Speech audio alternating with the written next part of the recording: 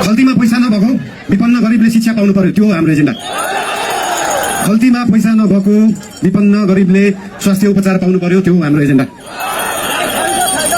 2 वर्षमा बन्ने बाटो 20 वर्षमा पनि बन्दैन, 1.5 वर्षमा बन्नु पर्यो, त्यो हो हाम्रो एजेन्डा। रुखमा बाँधेर हुन्छ कि बाटोमा सुताएर हुन्छ कि खोरमा जाकेर हुन्छ, बाटो बन्नु पर्यो। यहाँ त बाटो बनाउनलाई यो भेगमा मेरो भोट छैन, यहाँको बाटो किन बनाउने, यो भेगमा मेरो भोट छैन किन बाटो बनाउने। राष्ट्रिय स्वतन्त्र पार्टी सरकारमा गयो भने कांग्रेस हिँड्ने बाटो पनि बनाउँछ, एमाले हिँड्ने बाटो पनि बनाउँछ, माओवादी हिँड्ने बाटो पनि बनाउँछ, सबै नेपाली जनता हिँड्ने बाटो बनाउँछ। मान्छेले देशलाई स्विजरल्यान्ड बनाउनुपर्छ भन्छन्, स्विजरल्यान्डको बाउ बढी मालिका यही छ, किन बनाउनु पर्यो स्विजरल्यान्ड? स्विजरल्यान्डको पराकाष्ठा रामारोसन यही छ, किन बनाउनु पर्यो स्विजरल्यान्ड? खप्तर नेसनल पार्क यही छ, किन बनाउनु पर्यो स्विजरल्यान्ड? हामी नेपालीहरू माल भएको चाल्न पाएको मान्छेहरू पर्यौं। आएको चिज देखाउनै सकेका छैन, सुदूरपश्चिमलाई जोड्नै सकेका छैन। सुदूरपश्चिम त्यो दिन जोडिन्छ जुन दिन सुदूरपश्चिममा एकदम धेरै कलाकारहरू हुँदो रहेछ, 8 लाख सब्सक्राइबर भएको, 1 मिलियन सब्सक्राइबर भएको, तर त्यो गीत काठमाडौँको चोकचोकमा बज्दैन।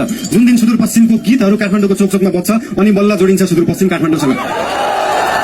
सुरुमा त गीत बज्नु पर्यो, त्यसपछि आवाज बज्छ, त्यसपछि माग पुरा हुन्छ। सुन्दा सानो जस्तो लाग्छ, तर त्यो हो राष्ट्रिय स्वतन्त्र पार्टीको एजेन्डा। सुदूरपश्चिमलाई सुनजिक पश्चिम बनाउनु पर्यो, राष्ट्रिय स्वतन्त्र पार्टीको त्यो एजेन्डा। तपाईहरुले आज यहाँ भेट्न पाइयो, धेरै खुसी लागेको छ। म धेरै बोल्ने मान्छे होइन, राष्ट्रिय स्वतन्त्र पार्टी तपाईहरुसँग यहाँ भोट माग्न आएको होइन, काम माग्न आएको हो। काम दिनुस् है। तपाईहरुले भोट दिनु भएन भने पनि राष्ट्रिय स्वतन्त्र पार्टीले सुदूरपश्चिम बनाउँछ। काम माग्न आएको हो, के छ तपाईहरुको काम? हाम्रो उम्मेदवारहरूलाई, हाम्रो पार्टीका मान्छेहरूलाई हाम्रो काम यो हो भनेर लिस्ट दिनु।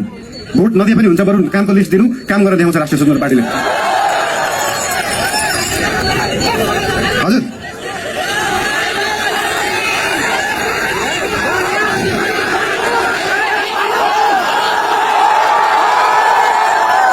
आफा हेर्न पर्दैन, काम हेर्नु होला। म धेरै बोल्दिनँ, धेरै